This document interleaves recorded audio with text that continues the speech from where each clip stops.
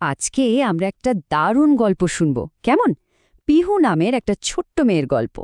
ওর সকালটা না একদম ভালো যাচ্ছিল না, খুব আলসেমি লাগছিল। কিন্তু তারপরেই এমন একটা জাদু হলো যে ওর পুরো দিনটাই পাল্টে গেল। চলুন তাহলে শোনা যাক সেই গল্প, পিহু আর জাদুকরির নাস্তা। আচ্ছা, কখনো কি এরকম হয় যে সকালে ঘুম থেকে উঠে মনে হলো, আরে শরীরে তো একদমই জোর নেই, একটু খেলতে ইচ্ছে করছে না, লাফাতেও ইচ্ছে করছে না, কেমন একটা মন খারাপ করা ব্যাপার, তাই না? ঠিক এইরকমই একটা সকালে আমাদের গল্পের বন্ধু ছোট্ট পিহুরও মনটা একদম ভালো ছিল না।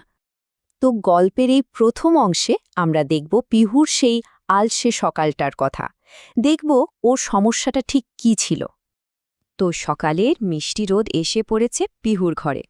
মা এসে খুব আদর করে ডাকলেন, পিহু সোনা, ওঠো, টেবিলে তোমার প্রিয় নাস্তা রেডি। কিন্তু পিহুর কি সেদিকে মন আছে?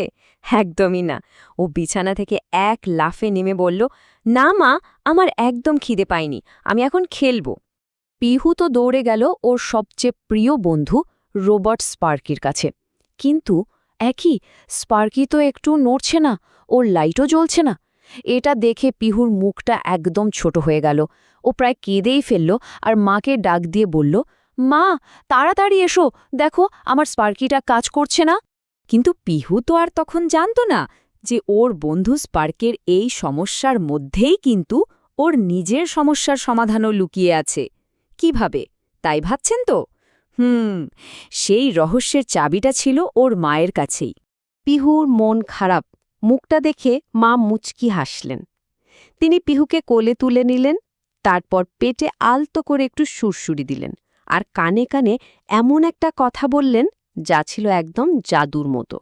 মা তখন ওকে বোঝালেন, সোনা, আমাদের শরীরটাও না ঠিক এই স্পার্কি রোবটটার মতো, আর সকালের নাস্তা হলো আমাদের শরীরের ব্যাটারি। মানে স্পার্কি যেমন ব্যাটারি ছাড়া চলতে পারে না, আমরাও তো ঠিক তেমনি নাস্তা না করে শক্তি পাই না। এই যে দৌড়াদৌড়ি, লাফালাফি, এই সব কিছু শক্তি আসবে কোথা থেকে বলো তো?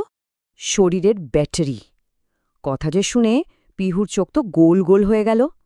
তার মানে ওরও একটা চার্জার আছে নাকি? ও আর দেরি করল না, মায়ের হাত ধরে প্রায় দৌড়েই রান্নাঘরে চলে গেল। কিসের খোঁজে? ওর নিজের জাদুকরী শক্তির খোঁজে। আর রান্নাঘরের টেবিলে গিয়ে পিহু কি দেখল বলুন তো? একটা দারুণ রঙিন থালা, তাতে আছে টকটকে লাল একটা আপেল, ধপধপে সাদা দুধ আর একটা সোনালি রঙের ডিমপোচ। পিহু তো একেবারে অবাক অবাক চোখে মাকে জিজ্ঞাসা করল, মা, এটাই কি আমার সেই ম্যাজিক্যাল পাওয়ার?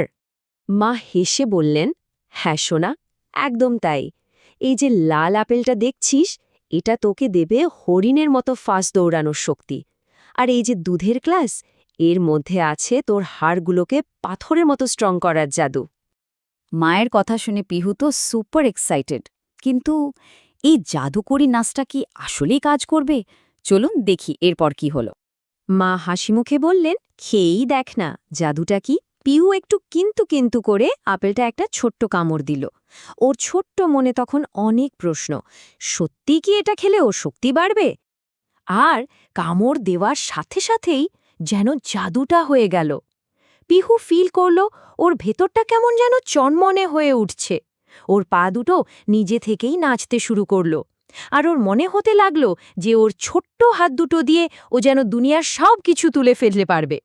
পিহু তো খুশিতে এক লাফে দাঁড়িয়ে পড়ল আর চিৎকার করে বলল, মা, মা, আমার শরীরের ব্যাটারিটা তো মনে হচ্ছে চার্জ হচ্ছে। এরপর ও হাসতে হাসতে পুরো নাস্তাটা শেষ করে ফেলল। তো শরীরে ফুল এনার্জি নিয়ে পিহুর দিনটা শুরু হলো একেবারে নতুন করে।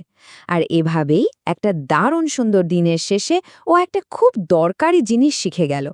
পিহু এখন একদম পরিষ্কার বুঝতে পারল যে সকালের নাস্তাটা ঠিকঠাক করলে পুরো দিনটা কত সুন্দর আর শক্তিতে ভরপুর থাকে। ও মাকে খুব শক্ত করে জড়িয়ে ধরে বলল, মা, কাল সকালে আমাকে একটা রেইনবো ব্রেকফাস্ট দিও কিন্তু। তাহলে পিহুর গল্প থেকে আমরাও ব্যাপারটা বুঝে গেলাম, তাই না? সকালের নাস্তা আসলে কোনো সাধারণ খাবার না, এটা হলো সারা দিনের সব অ্যাডভেঞ্চারের জন্য আমাদের শরীরের আসল জাদুকরী শক্তি। পিহুর জাদুকরী নাস্তা তো ছিল আপেল আর দুধ। আচ্ছা, এক একজনের জাদুকরী নাস্তায় তো এক এক রকম জিনিস থাকে। কোন খাবারটা খেলে শরীর আর মন দুটোই একদম চার্জড আপ হয়ে যায় ভেবে দেখুন তো।